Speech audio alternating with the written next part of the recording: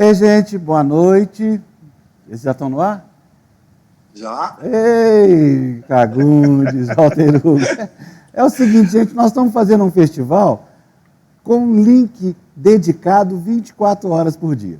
Né? Então, assim, é tudo... Eu não conversei com vocês antes, o que melhora o nosso assunto, porque vai ser uma surpresa danada a nossa conversa. Né? Para todos nós. Normalmente a gente combina o improviso, né? É o improviso, mas combina. Então vamos dar continuidade à 9ª edição do FLIE Araxá. Em primeiro lugar, eu informo que estamos aqui no Grande Hotel de Araxá com todos os cuidados que o protocolo da Covid exige, todo mundo testado, uma equipe de vídeo de 25 pessoas aqui comigo, trabalhando até domingo, direto, 24 horas. E, é claro, com essa turma aqui de trás, que normalmente, né, Walter Hugo? Ano passado estava cheio aqui, né? É verdade, né? Que diferença, não é, Afonso? Mas ao mesmo tempo, você sabe tão bem quanto eu que esse hotel nunca está verdadeiramente vazio. Ele tem habitantes que surgem, mesmo sem serem convidados, não é? Eu fui testemunha desses habitantes, então eu tenho muita saudade desse hotel porque ele me intriga, ele intriga-me muito. Eu preciso voltar com minha lupa de inspetor para entender que barulhos são esses a meio da noite, arrastando correntes e mobiliário no andar de cima. Olha que maravilha, é sobrenatural, Walter? É sobrenatural? Eu sou testemunha, eu posso testemunhar assim, com toda a minha racionalidade. Eu passei 2 noites ouvindo, no andar de cima, gente mobilando, redecorando a casa, quando no dia seguinte percebi que no andar de cima não havia nada, não havia ninguém. Olha. Não havia ninguém, não. Era um teto, não tinha ninguém mesmo. Não tem nada, não tem mais casa. Depois de... Eu estava nos aposentos presidenciais, não é? Não tinha mais casa em cima.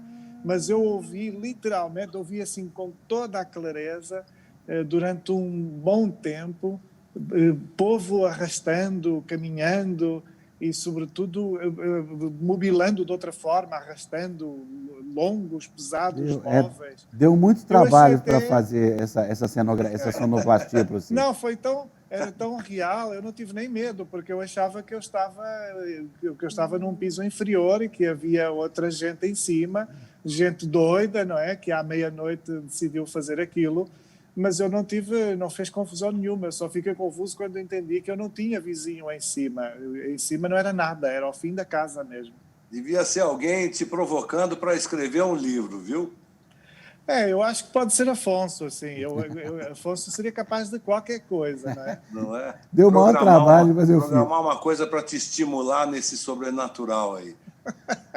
Gente, eu queria primeiro dizer que Walter Hugo já é de casa, digamos assim, aqui do FLIE Araxá e de Araxá. A presença dele como autor homenageado vai ficar na história do festival pela alegria, pela sensibilidade que ele contaminou durante esse período que nós ficamos juntos. Fagundes, eu queria dizer que não foi por descuido nem sem propósito que nós do FLIE Araxá escolhemos você a personalidade do ano. Não só porque desde que eu te conheço, e eu digo isso para todos os escritores, você é a pessoa que mais lê que eu conheço na vida. Eu digo, não é um escritor, a pessoa que eu conheço que mais lê, é um ator, é o Antônio Fagundes. Então, eu me sinto muito confortável em te conceder esse título de personalidade do ano literário do FLIE Araxá, e queria que você abrisse dando uma recuperada para a gente na importância da novela no ano passado, o que você sentiu agora, inclusive a frio, né, Fagundes? O que você sentiu que você realmente conseguiu fazer o que você queria, incentivar a leitura através da novela? Foi. Você sabe, a princípio eu fiquei um pouco angustiado com essa homenagem do festival comigo. Eu falei, meu Deus, mas eu não tenho a menor importância aí no meio dessa gente tão extraordinária que escreve livros tão importantes para a nossa vida. Eu não mereço estar nessa companhia tão ilustre, mas depois eu caí em mim e eu percebi que talvez vocês tenham me escolhido como representante de todos aqueles que se encantam, aqueles leitores que acompanham essas obras extraordinárias e que se modificam a cada leitura, que se multiplicam em outras vidas, às vezes impossibilitadas de viver, mas que a literatura nos abre, essa pequena porta que a literatura nos abre para esse vasto campo do conhecimento das emoções humanas. Então, como representante desses pequenos leitores, eu aceitei, sim, fazer parte dessa homenagem aí. Muito obrigado. Mas eu sei que eu estou à frente de um número monstruoso de pessoas que curtem literatura. Então, por isso eu fiquei feliz. E a novela realmente... eu fazia um personagem que era um editor, né, a novela Bom Sucesso, e eu sempre achei que o leitor é um pouco editor, né? Ele é um pouco editor das obras que ele compra e que ele coloca lá na sua biblioteca, enfileirados para ler. Então, fazer esse personagem que era um editor e que estimulava a leitura das pessoas, para mim, foi realmente o que me faltava nesse momento da vida, né? Eu sempre gostei muito de ler, sempre presenteei meus amigos com livros. Quando eu gosto de um livro, geralmente eu saio, eu compro dezenas desse livro e dou de presente para os meus amigos. E a novela foi tão estimulante nesse sentido que eu soube que, inclusive, aumentou a venda dos livros que eram comentados durante a novela e que, além disso, propiciou a formação de um podcast. Eu fiz um podcast que chama Clube do Livro do Fagundes, que está no G-Show agora, e nesse podcast eu falo sobre livros que eu li. Não é um cânone, no sentido de que não é os livros que eu acho que foram os mais importantes da minha vida, mas foram os livros que eu ia lembrando ali, que eu tinha lido e que a gente acabou montando 21 programas e que teve uma audiência muito grande. Parece que mais de 350 mil pessoas fizeram o download para esse podcast. Isso me parece que é um número bastante grande de pessoas. Se cada um, pelo menos, comprar um livrinho, já vamos estar ajudando aí bastante gente e, ao mesmo tempo, estimulando a leitura, coisa que eu sempre quis fazer além do círculo de amizade, e a novela propiciou isso, né? E agora, o livro que está sendo lançado, vai ser lançado agora, dia 18 de novembro, que é baseado nesse podcast, né? É um livro que vai, talvez, ajudar as pessoas a se descobrir. Eu sempre achei que deve ser terrível mesmo para uma pessoa que nunca leu, que quer começar a ler, que quer adquirir o hábito da leitura. Deve ser paralisante, né? Você entrar numa livraria com mais de 20 mil volumes lá, por onde eu começo, onde é o começo, né? Onde é que eu vou, que setor que eu procuro. Então, esse livrinho, esse podcast, ele serve um pouquinho assim para, olha, faz assim, faz assado, um pouquinho só um pequeno empurrão para aquele que já está querendo começar a ler, né? Muito legal. O livro se chama? O livro chama Tem um Livro Aqui que Você Vai Gostar. A capa é linda, viu? Ao redor, você com seus livros, né? Com essa estante, eu com parte dos meus livros, né? E falando um pouco de literatura em geral, mas eu não faço resenhas, não. Eu só indico, eu só dou uma cutucada assim na pessoa. E tem uma coisa também divertida no livro que o podcast não tem, que é exatamente cada autor que eu cito, cada livro que eu comento um pouquinho, tem uma pequena biografia do autor e tem um resumo das obras que ele publicou. Então, é um livro que pode ser bastante útil para as pessoas que querem começar a ler, né? Que bom, que bom. Walter Hugo, bem-vindo à sua própria casa. Obrigado, Afonso. Afonso, deixa eu só dizer uma coisa. Claro. Sabe que eu até estava meio comentando com o Fagundes antes da gente começar a entrar no ar, o António Fagundes é muito, muito popular em Portugal. Eu creio que ele será um dos atores mais queridos, assim, de todo esse universo que chega, eu não diria só que chega esse universo que chega do Brasil, mas o universo que chega do mundo. Eu acho que é uma das figuras que os portugueses mais admiram. A gente vê muito a figura dele e as novelas onde ele entra eu creio que passaram praticamente todas. Não é por acaso que ele está ligado a alguns dos maiores sucessos das novelas, de maiores sucessos dos últimos 20 anos. Então é muito impactante para mim, desde logo, estar à conversa com ele.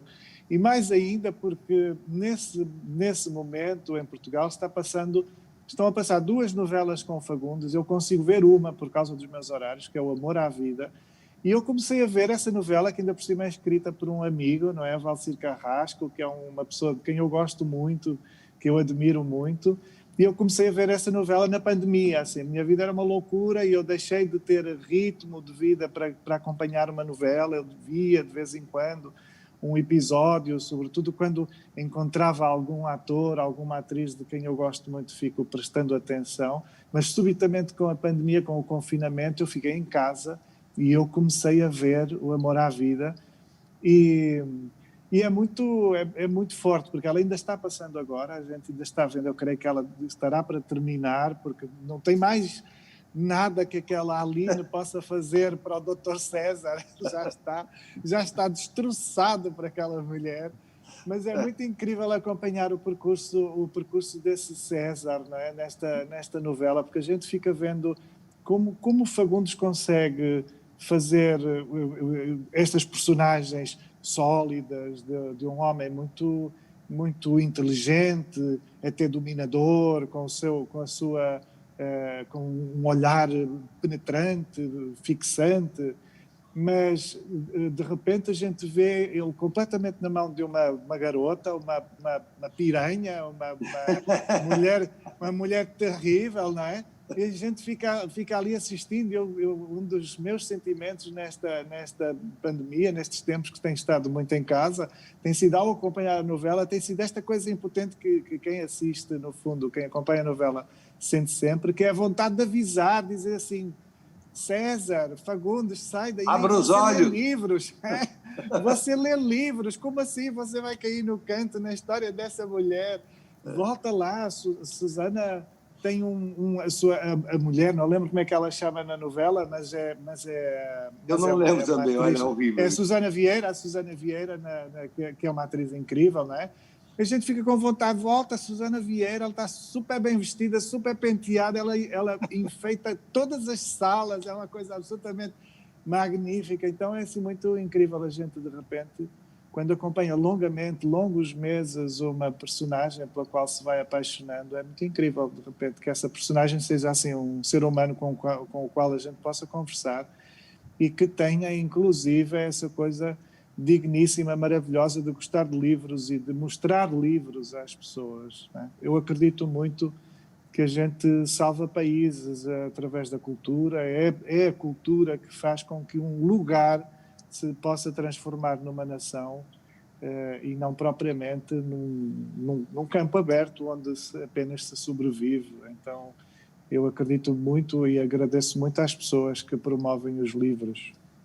Você falou do Valcir Carrasco e realmente foi um prazer enorme fazer esse personagem, porque o Valcir desenhou esse personagem de uma forma que eu acho que nenhum outro autor ousaria desenhar, com tantas curvas na sua personalidade, né? Ele passa por todos os momentos que um ser humano pode passar, de dominador a dominado, de homem estabelecido a frágil, enfim, as curvas que ele desenha no personagem são muito ricas, realmente, e foi um grande prazer fazer por causa dessa riqueza dramatúrgica que o Valcir conseguiu imprimir na novela, né? Mas eu fico muito curioso, Fagundes, se você me permite, assim, é muito... Eu, de facto, uma imagem que me vem à cabeça é muito a imagem da solidez de um ator muito sólido, muito estável ao longo de todo o tempo. Você vai dando aquela textura aquela complexidade à personagem, até porque a novela é bem longa e por isso ela vai sendo desafiada continuamente, mas a sua estabilidade, assim, a sua naturalidade a desempenhar aquele papel é assombrosa. E às vezes a gente pensa que isso é uma coisa que um ator pode conseguir num instante, talvez depois de beber um whisky e dizer assim, agora vai, não é? O efeito Magnólia, isso vai durar 3 dias, ao fim de 3 dias a Magnólia vai caducar até ao ano. Mas você passa muito tempo, passa aqueles meses segurando aquela personagem com essa mestria e não acusando, a gente não sente medo da personagem, não sente nervosismo. Eu fico curioso, assim, como é para você ainda abrir uma câmara, começar uma câmara e dizer assim, ok, então a gente vai fazer esta cena e eu não vou ter medo. Você sabe, curiosamente, a gente está aqui num festival literário, mas eu deveria deixar aqui registrado a minha eterna gratidão à literatura, porque eu acho que é a literatura que me abre essas portas todas e que me dá, talvez, essa segurança que você vê nas minhas interpretações, porque eu não teria tempo de viver tudo isso, de vivenciar tudo isso, não fosse através da literatura. Não fosse através da literatura, eu não seria homofóbico. Eu não entenderia o que é a homofobia. Eu entendo o que é a homofobia e sou capaz de ter compaixão por ele, e sou capaz de fazer com que ele seja absolutamente homofóbico, porque a literatura me permitiu isso, né? Então, a literatura me permite exatamente sair da minha pequena casca, né? Da minha pequena personalidade e arriscar voos mais altos. Então, cada cena que eu faço, ela vem alicerçada por tudo aquilo que eu li, por tudo aquilo que eu vi, tudo aquilo que eu ouvi. E as pessoas às vezes perguntam assim, mas como é que você fez? Como você se preparou para fazer tal personagem? Quanto tempo levou? Eu costumo brincar a vida inteira, né? Porque tudo que aconteceu na minha vida eu uso para fazer um personagem, mas principalmente tudo aquilo que eu li, tudo aquilo que me emocionou, positivo e negativamente, né? É claro que se eu vou fazer uma cena lá, e essa cena eu já li alguma coisa em algum livro, eu venho carregado dessa emoção, mesmo que o autor da cena não tenha pensado nisso, eu penso nisso por ele, né? Então, eu acrescento, digamos assim, aquilo que eu recebo de um autor de novela, tudo aquilo que eu li na minha vida, e é claro que o resultado fica diferente, né?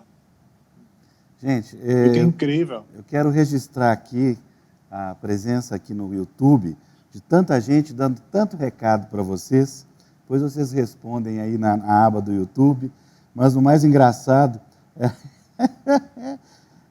a Carla Gomes diz que ganhei a noite só por ouvir o Walter Ugumãe, noveleiro, comentando novela. Muito bom. Como não? Como não? Eu sou um ser humano normal, reclamo o meu direito à normalidade. Gorete Amaral, Walter Hugo, meu amor, e todo mundo aqui conversando, apaixonado por vocês, mandando recados. Eu vi muito novela, e eu quero muito dizer, eu vi muito novela até um tempo em que eu podia, e eu ia acompanhando, eu sempre tinha uma. A Clarice... Depois há uma interrupção, mas eu vejo sobretudo porque eu acho que o Brasil faz novelas com gente que é muito incrível. Então, tem momentos, tem partes, assim, tem grande texto, e tem partes de novelas, partes dos episódios que são grande cinema, são grande televisão, valeriam por qualquer filme. Então, eu até cito uma vez uma personagem, eu creio que foi uma Drica de Moraes, que uma vez disse: você é tão contra tudo que eu tenho vontade de ser contra você. Eu cito isto em discursos políticos, eu deito isso na cara de Bolsonaro, assim, é tão contra tudo que eu tenho vontade de ser contra você. A gente tem que ser contra quem é contra tudo, não é? Assim. Então, a novela tem isso, não é um desperdício. A Mas Clarissa, é curioso a gente perceber o preconceito contra a novela, quando a gente lembra que o romance também teve um preconceito lá no século XVIII, XIX. Ele era encarado com o mesmo preconceito, com o mesmo afastamento da inteligência, digamos assim, que a novela é encarada hoje, né? Eu ainda imagino um futuro aí não muito distante em que a novela seja realmente enxergada como uma obra de arte, né? Eu acredito também que a dramaturgia, a teledramaturgia brasileira, ela avançou para caminhos que só agora a teledramaturgia internacional está percebendo, que É verdade. através daquela obra enorme de entretenimento, com mais de 200 capítulos, os autores tocaram em problemas seríssimos, né? Sociais, políticos, econômicos, filosóficos, né? E discutiram a realidade brasileira, criticaram a realidade brasileira, registraram a realidade brasileira, como o romance vem fazendo desde o século XVII, XVIII, né? E a gente está acompanhando aí essa evolução sem o devido distanciamento, né? Que nos permita entender que, sim, tem coisas muito boas sendo feitas. Mas, Fagundes, é importante dizer também que os criadores, os escritores de novela brasileiros são grandes escritores, Dias Gomes, né? Começou com Dias, o próprio Valcir Carrasco e tantos outros, têm uma carga literária que só é superada pela capacidade dos próprios atores brasileiros, que são uma classe excepcional, como o Walter Hugo falou. Os atores brasileiros é um outro, como diz, é um outro departamento na loja, entendeu? Sim, tem uma coisa engraçada que a gente quase não registra, que é as condições, o contexto em que a novela brasileira é feita, né? A novela brasileira é feita muito rapidamente, né? O que leva-se um ano para fazer nos Estados Unidos, nós fazemos em uma semana. Semanas. Né? Você pega uma temporada de uma série americana, por exemplo, eles levam um mês para fazer um episódio. Nós fazemos um episódio por dia. Por dia? O volume de textos que uma novela, eu costumo dizer produz que o ator por dia? brasileiro é altamente especializado, né? E o autor também, porque ele escreve um capítulo por dia, né? Então, olha quanto talento tem aí que não está sendo reconhecido por não se saber muito bem o contexto, né? Ô, Walter Hugo, a Clarissa Horta, Afonso, aproveita e pergunta para o Walter se ele, além de escrever, cantar, desenhar, se ele já atuou ou se pensa em atuar. Aliás, manda um beijo meu para ele. Obrigado pelo beijo. Eu fiz uma coisa ou outra assim, quando mais novo. A gente até filmou uma coisa, mas nunca foi mostrada. Eu tenho muito medo de não saber. Eu acho que não saberia lidar com uma personagem, porque eu estaria sempre à tona das coisas. Se a personagem tivesse de dizer uma anedota, eu ia rir, eu não ia conseguir deixar de rir.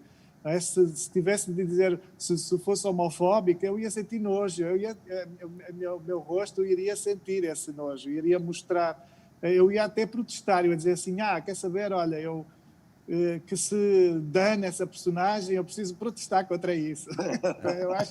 Eu acho que a minha personalidade boicotaria qualquer personagem, então eu não tenho muita condição de ser, mas eu admiro muito a capacidade, não é, de interpretação, e isso que eu dizia há pouco, essa capacidade de ser estável, não é, de uma coisa tão convincente que a gente liga e passa uma semana, passa meses, e a estabilidade é tremenda, como se aquela figura de facto existisse, não é? Mas é curioso você falar disso, sobre a sua personalidade, porque você, ao escrever, você passa por isso também, né? Os seus personagens são diferentes de você, os seus personagens pensam de forma diferente, e eu sinto em toda a sua obra uma enorme compaixão por todos eles, né? Um conhecimento profundo, a ponto de que eles são desculpáveis no fim, né? Você entende aqueles personagens, entende o carinho que você tem por eles, e eles têm vida própria. Eles são fora do Walter Hugo Mãe, né? Não, mas aí eu escrevo e eu protesto mesmo, assim, eu estou escrevendo e às vezes eu paro e é assim, eu vou inventar uma coisa só para te danar, para tu ficares, eu vou vingar esta coisa, e eu rio muitas vezes e obviamente muitas das vezes eu comovo, eu choro, mas eu paro, mas eu interajo assim de alguma forma, eu crio uma distância qualquer do livro, mas eu estou sempre num estado de um certo nervosismo que faz com que eu esteja em constante reação, não é? Por isso que eu acho que se eu tivesse de ficar num palco só mostrando o texto, eu acho que não conseguiria. Seria mais forte do que eu fazer uma intervenção pessoalíssima em cima do texto. Todas as Olha, noites, se for... você deu uma ideia maravilhosa. Quem sabe até você não escreva uma coisa assim para teatro. Um personagem que se critica o tempo todo. Boa Personagem, ideia! Boa. personagem que fala uma coisa, não, eu não vou falar isso aqui é não horrível. digo isso é Esse horrível. cara é nojento. Isso é horrível. Maravilha. É uma ideia, é uma ideia. Gente, tem tanta É um gente bom falando monólogo. aqui. Gente, o pessoal que está aí no YouTube, por favor, se cadastre aí, inscreva-se na nossa página, aperte esse sininho aí para receber as outras informações. Tem tanta coisa divertida aqui. A moça está aqui perguntando quem é que morreu, meu Deus do céu, perdi aqui. Aqui, Maria Rita Berto de Oliveira, Walter Hugo, mãe, o Ítaro matou a senhora Fuiu? Não, de maneira nenhuma, jamais. O Ítaro é um indivíduo torpe, mas jamais um assassino. Não. A senhora Fuio morreu, não se sabe exatamente porquê. É a minha visão do livro, não é? Quem ler poderá ter outra visão. Mas não, o Ítaro jamais. Eu queria voltar um pouquinho agora aqui para o tema do festival, que é a frase do José Saramago: não há uma língua portuguesa, há línguas em português. E nesse sentido eu gostaria que o Fagundes falasse da proximidade dele com Lisboa, com Portugal, né? Como o Walter Hugo falou, você já apresentou o espetáculo, quanto tempo lá? Eu já fiz 4 temporadas lá, de 3 meses cada uma. Cada vez que eu ia com teatro para lá, eu quase ficava morando em Portugal, com muito prazer, porque eu adoro Portugal de todos os jeitos. Eu adoro a comida, eu adoro os vinhos, eu adoro a paisagem, o povo português. É uma coisa que eu até estava brincando com o Walter antes da gente começar, que eu devo ter nascido em Portugal e me enganaram, porque eu realmente me sinto mais do que em casa lá, com o maior prazer. E, naturalmente, essa frase do Saramago é perfeita, né? A gente realmente fala a mesma língua, né? Existem literaturas em português, não tem nada que nos diferencie, mas tem sim uma coisa que é fantástica, que eu sinto na literatura portuguesa, que é um sabor que às vezes é difícil a gente conseguir. A gente tirou um pouco, eu acho, a importância. A gente descaracterizou, o brasileiro descaracterizou um pouco a língua portuguesa, né? A gente tirou um pouco, talvez, a grande poesia da língua portuguesa. A gente transformou as coisas numa coisa mais coloquial. Não sei te dizer, talvez o Walter saiba explicar melhor esse meu sentimento, mas quando eu leio um autor português, a impressão que eu estou lendo em outra língua, né? Mas não em outra língua porque eu não entendo, é porque tem uma descoberta da língua portuguesa, do autor português, que eu sinto em poucos autores brasileiros. Eu estou errado, Walter? É uma utilização distinta. Assim. Eu gosto muito de pensar a questão da língua portuguesa ou das línguas a partir dos ensinamentos da história que nos dizem que os portugueses já são os mestiços da Europa. Então,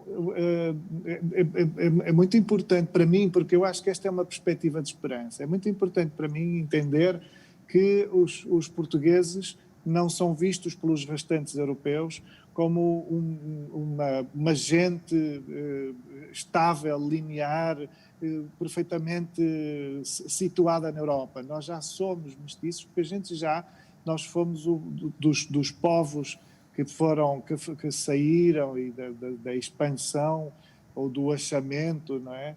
Dos povos que saíram da Europa, nós fomos aquele que foi capaz de, ao mesmo tempo que explorava, obviamente, e cometeu as piores atrocidades, também foi capaz da paixão. O português foi capaz de se apaixonar pelas mulheres negras, pelos homens negros, e foi capaz de se apaixonar, inclusive, pelos povos indígenas e mesclar. A partir deste ponto de vista, eu gosto de ver a língua portuguesa como uma língua disponível para esta mescla também. Ela é o resultado de uma absorção contínua. Agora, o que eu sinto que acontece entre o português europeu e o português brasileiro é que nós mantemos uma espécie de ortodoxia um pouco mais restrita, não é? E isso pode conferir, em algumas situações, pode conferir uma elegância à língua, sobretudo no que diz respeito à língua escrita, pode conferir uma elegância que o Brasil teve alguma urgência em perder. Até porque o Brasil é tão feito de uma realidade na cara, é uma realidade tão gritante, tão urgente, que eu sinto que ele precisou de utilizar a língua de uma forma, também ela em grito, também ela despojada de qualquer eloquência que a torne opaca, não é? O Brasil precisa de ser entendido, está à procura de ser entendido, está à procura de fazer um protesto contínuo, é um país em protesto contínuo, que inclusive nem bem ainda se apaziguou com o seu passado, porque as feridas ainda estão abertas. E por isso a língua, para mim, o português do Brasil, a língua brasileira, ela traduz esta ferida, esta coisa urgente, que ela não tem tempo para um outro tipo de encenação, digamos assim. Mas o importante é que a gente prossiga, não é? Misturando, lendo uns e outros, porque eu acho importante também para nós aqui em Portugal, que temos esta ortodoxia e que eventualmente, e desde logo os escritores, somos chamados a uma seriedade que por vezes é muito pesada e muito chata, porque o brasileiro, com 2 ou 3 palavras, expressões, ele desenrasca uma situação inteira. Vocês vejam uma coisa que deve ser bem divertido, deve ser muito mais divertido para brasileiros do que para portugueses. Vejam uma coisa no YouTube, por exemplo, qualquer cidadão português que seja abordado na rua por uma câmara, por um jornalista, que perante uma situação qualquer que aconteceu, um evento qualquer, o jornalista à queima-roupa aborda um cidadão português, pergunta o que aconteceu, o que é que você viu, o que é que você sabe. O português não vai conseguir falar nada, porque o português, o primeiro susto é como é que eu formo uma frase ao modo em que eu aprendi na escola, como é que eu formo uma frase ao modo como eu leio num livro. Assim. Então, o português inibe imediatamente, ele não vai conseguir dizer nada. Você faz isso, assim, você vê esse tipo de vídeo feito no Brasil, e independentemente da instrução que o brasileiro tenha, o brasileiro estrela logo na televisão. O brasileiro tem uma capacidade, com mais escola ou menos escola, ele tem uma capacidade de produzir sentido e de se explicar que o português perdeu. E isso passa muito pelo facto de o Brasil ter inventado uma língua brasileira, um português brasileiro, que é muito desenvencilhado, que é muito dinâmico e que tem uma velocidade e que oferece, no fundo, ao seu utilizador uma velocidade que o português continental, o português europeu já não consegue oferecer. Então a gente fica assim, a gente ganha numa coisa ou pode ter, assim, em termos jornalistas, pode ter uma vantagem numa coisa, mas a gente perde noutra também. Eu acabo por achar que o português no Brasil ele é um pouco mais democrático, ele chega efetivamente a mais pessoas. Mas, Walter Hugo, você em algum momento, você conhece muito a literatura brasileira, você lê muitos autores brasileiros. Em algum momento no seu processo de criação, acho que eu nunca te perguntei isso, você se sentiu influenciado por essa carga, como o Fagundes falou, de simplificar a língua?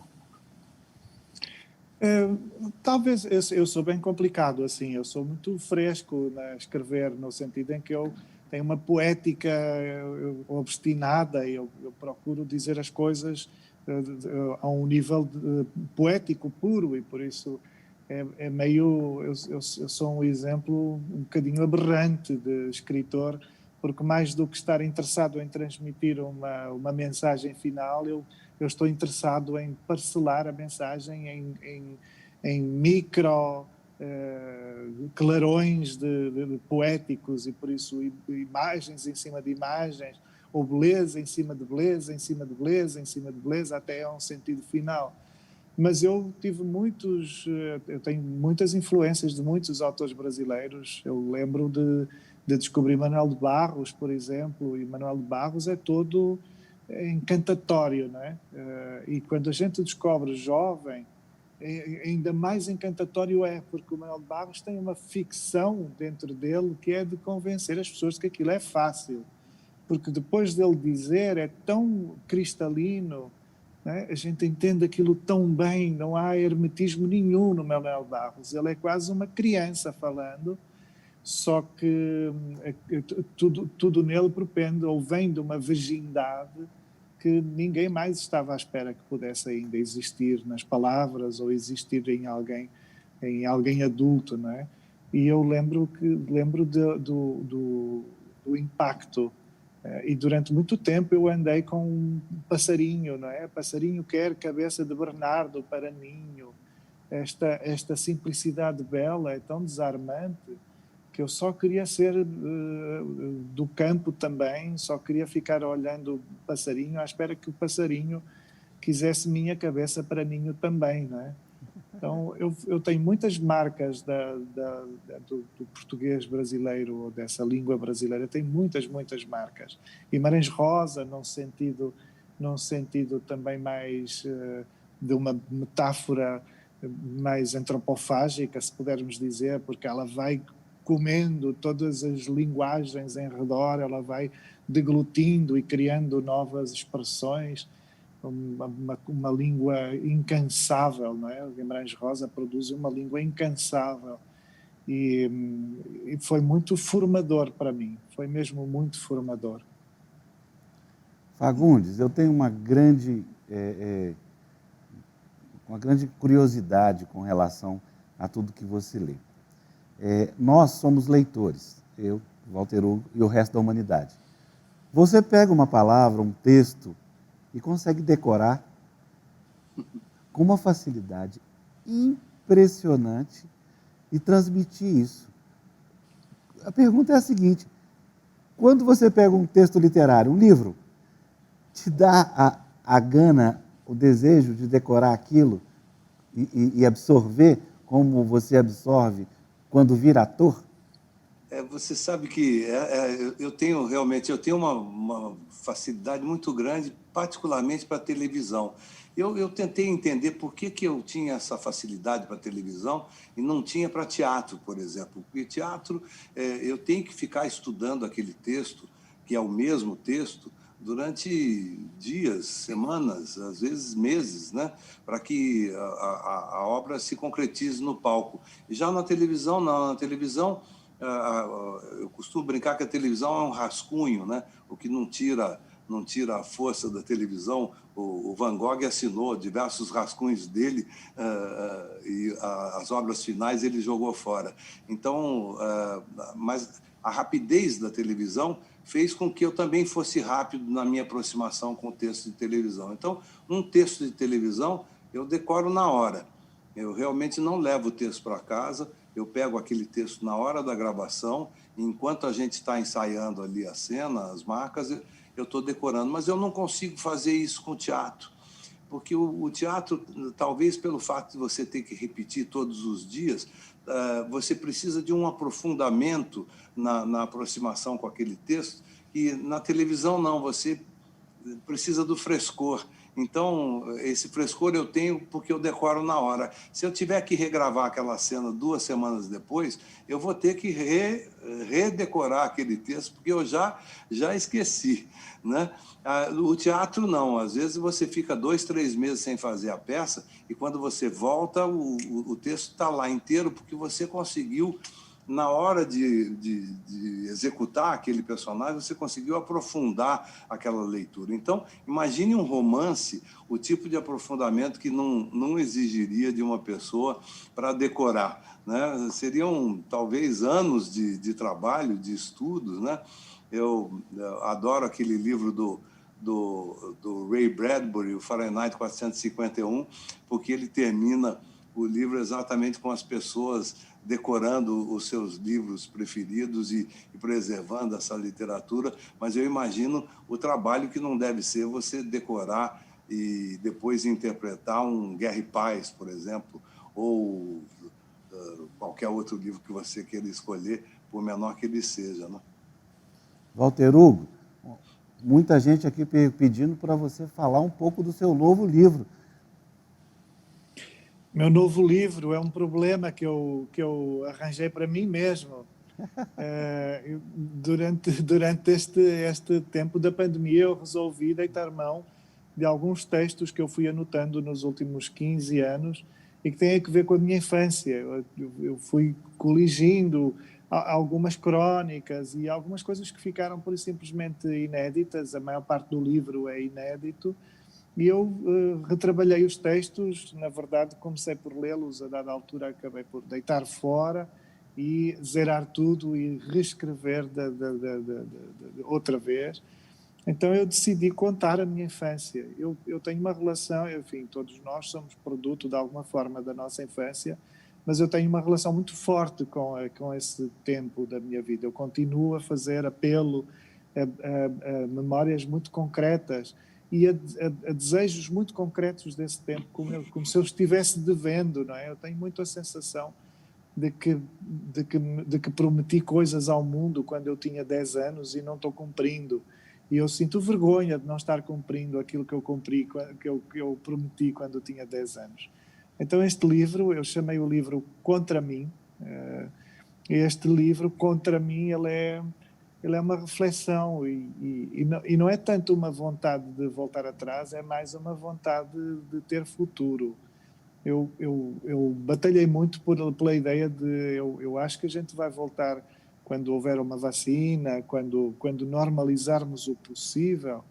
Eu acho que nós vamos voltar a cometer todos os erros, o mundo vai voltar a reincidir em todos os erros, talvez até pior, porque vai haver agora uma tentativa, ou as pessoas vão sentir necessidade de fazer assim uma espécie de fuga e eventualmente não vão saber muito bem do que é que estão a fugir e não vão saber muito bem para onde estão a fugir. Eu acho que isso foi já o que aconteceu em alguns países que entraram em regimes extremos, que são modos de fuga, que foram votações, que foram modos de fuga que não deram nada certo. E eu tenho medo que o futuro não seja muito interessante para a generalidade da humanidade. Mas eu prometi a mim mesmo que tentaria usar este tempo de confinamento, este tempo de meditação, para ao menos eu melhorar, voltar a pensar nos meus princípios mais profundos e tentar coincidir ou tentar passar mais perto daquilo em que eu acredito e do homem que eu sonhei para mim, não é? Do homem que eu sonhei ser. Então esta reflexão sobre a infância é exatamente isso. E é curioso porque se esta pandemia estiver a afetar verdadeiramente alguém, ela está a afetar as crianças, ela está a eliminar a infância porque está a impedir que as crianças estejam expostas ao mundo, exponham o corpo ao mundo. As crianças hoje já eram muito desafiadas pela tecnologia, já eram muito limitadas pela tecnologia, tornando-se umas crianças virtuais ou umas crianças que vivem sobretudo num universo de informação. Mas isso a mim não me parece que possa dar um bom resultado, não é? Porque crescer sem expor o corpo ao mundo, sem usar o corpo, parece-me um pouco desumano e parece-me profundamente perigoso. Por isso é interessante que durante esta pandemia ou durante a pandemia eu possa usar exatamente a criança que eu fui para projetar uma certa libertação e projetar uma reumanização que eu acho profundamente necessária para que nós estejamos todos sensibilizados ao ponto de acharmos que somos avatares, não é? Que vamos sair à rua como avatares, como seres também virtuais, desimportantes. Fagundes, Sim. nesse sentido, aproveitando que o Walter Hugo falou, qual a leitura que você está fazendo desse mundo, desse momento, Fagundes? Particularmente apreensivo, né? E ainda mais aqui no Brasil, onde as coisas são, eu acho, um pouco piores do que no resto do mundo. A gente está totalmente desgovernados, né? E naturalmente influenciados aí cada vez mais por essa tecnologia que nos leva para caminhos que nós não sabemos onde vai dar. A pandemia criou aí um gargalo nisso. Se a gente já vinha se envolvendo erradamente com a tecnologia até o começo da pandemia, agora isso daí se exacerbou.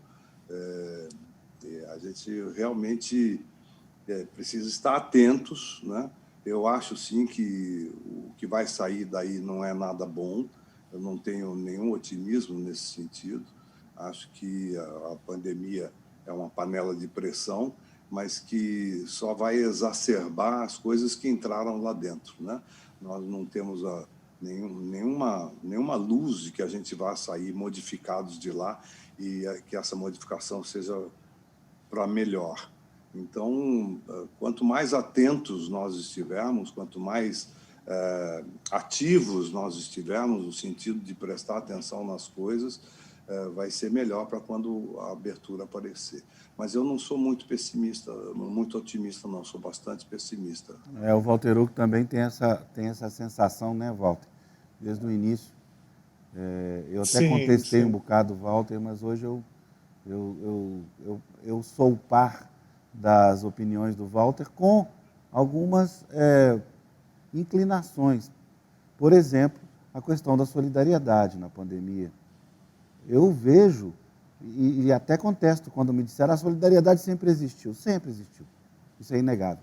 Mas agora eu vejo exemplos diários, constantes, e eu não posso nem citar aqui, porque tem um rapaz na tela que é testemunha desse exemplo de solidariedade. Ele está usando roupa vermelha, entendeu? Então, eu não vou citar o que aconteceu e o que acontece com frequência. Mas eu queria que vocês dessem uma palavrinha sobre isso, um pouquinho, que é a questão do que a gente pode tirar de bom do que a humanidade está vivendo. Walter Hugo.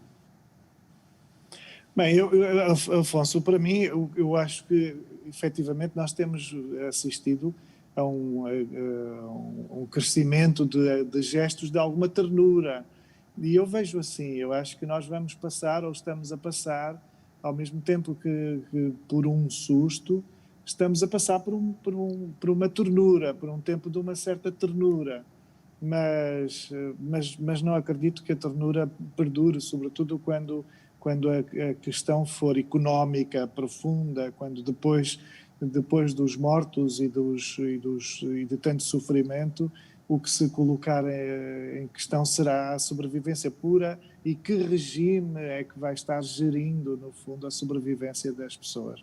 E por isso isso é político, isso vai ter sobretudo que ver com os Estados e com a gestão dos Estados e com a usurpação do poder e a instrumentalização do poder.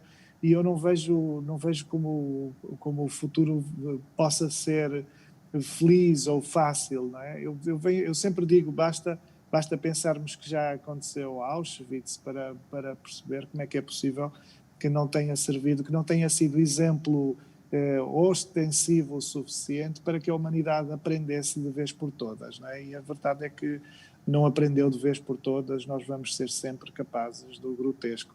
Agora, o que é que eu quero? Eu quero, pelo menos, ao nível das pessoas conscientes, aquilo que se pode genericamente chamar das boas pessoas, os bons, não é?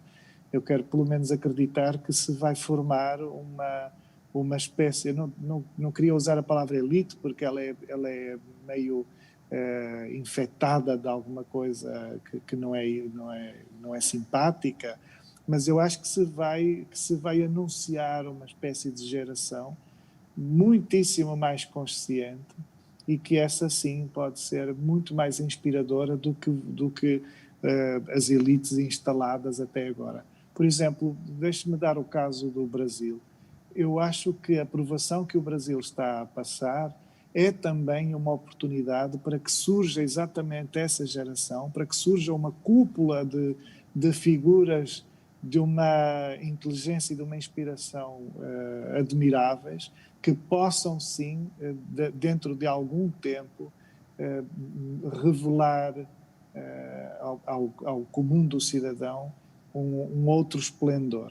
Porque a verdade é que quando entramos em tempos estáveis, amorfos, de poder, em que as pessoas se vão desvirtuando das suas consciências, inclusive políticas, é muito fácil que estejamos distraídos e que tomem de nós o poder da democracia, tomem de nós o nosso próprio poder. E essa cidadania amorfa, uma cidadania distraída, uma cidadania pouco praticante, é muito perigosa. E por isso, esta aprovação que o Brasil está a passar, ela vai produzir, pelo menos numa cúpula, ela vai produzir uma cidadania consciente, ou super consciente. Gostei e aí vão disso. surgir seguramente alguns heróis. Gostei E eu disso. acredito nisso, Gostei. acredito que vão surgir heróis. E você, Fagundes, pelo amor de Deus, um pouquinho mais otimista, pelo amor de Deus. Não, eu acredito na força da literatura para criar esse universo positivo, eu acredito na troca entre as pessoas, eu acredito sim que algumas pessoas sejam solidárias e continuarão sendo solidárias, mas eu acho que nós temos que estar muito, muito atentos, porque também está nas mãos da gente, de uma certa forma, enquanto o sistema democrático ainda não foi totalmente destruído, ele está em vias de ser destruído aqui no Brasil, mas enquanto ele ainda não foi totalmente destruído, a gente tem armas na mão democráticas para mudar com isso aí, né? Nós estamos perto de uma eleição agora que talvez seja um sinal para onde a gente pode vir a correr no futuro, e eu acho que é bom que a gente fique atento a esses sinais, porque eles vão ser muito importantes para o nosso caminho, digamos assim, né? Para aquilo que nós queremos daqui para frente. Fazendo uma brincadeira, Fagundes, você que já, meu Deus, quantos espetáculos na vida, Fagundes, você já montou? 40 e pouco? Eu acho que somando personagens assim, deu mais de 300, viu? Pois é. Se você fosse montar um espetáculo adequado ao que nós estamos vivendo, mas tem que ser um que você já montou, tá? Qual você remontaria? Seria Morte Acidental de um Anarquista. Né? Seria perfeito hoje em dia. Inclusive porque tinha uma frase no espetáculo que dizia: o governo é sempre filho da puta. Né? E a plateia toda gritava junto. Horas gritando junto. Né? Ficava a hora. Eu me lembro que a gente começou com uma frase só, aí no fim a plateia acabava gritando no fim da temporada, o espetáculo ficou 7 anos em cartaz, né? No fim da temporada a plateia gritava 11 vezes essa frase. Eu tenho a impressão que algumas pessoas foram assistir o espetáculo só para gritar essa frase.